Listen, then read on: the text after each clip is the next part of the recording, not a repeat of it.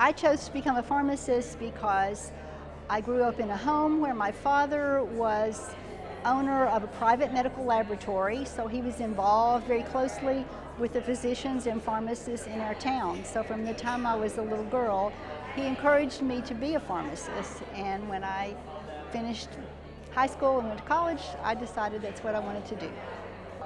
In my inpatient setting, I work at a state facility for the developmentally disabled, and I sit on a team with the psychiatrist, psychologist, nurse, primary care physician, social worker, sometimes physical therapists or occupational therapists, and we evaluate the psychiatric behaviors that the individual has as a team together on a weekly basis or quarterly basis, whatever the need is for that person.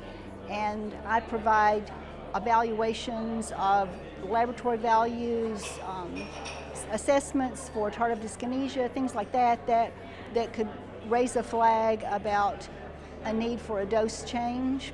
Also the response to the behavior and whether they're having a good response or not, whether they need to have a gradual dose reduction because they are very stable and have been for a year or so, and so you would want to evaluate a decrease of their antipsychotics to get the lowest effective dose. So I do that in the inpatient setting, and then I'm in a collaborative practice with their psychiatrist to see the outpatients.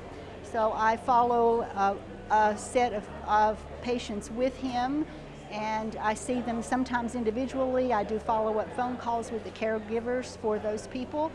And last week, when we had seen the patient last, they were having an increase in their behaviors, and so he had raised the PRN dose of lorazepam to 1 milligram 3 times a day if needed for severe agitation. And while he was on vacation, the caregiver called me and said, she really needs the PRN, but when I give it to her, she's over-sedated. And so I said, why don't we cut that dose back to 0.5 milligram and see how that does? And we did a follow-up phone call in about a week, and she was doing really well with the 0.5 milligram PRN dose, in addition to her 0.5 milligram 3 times a day dose. So that worked.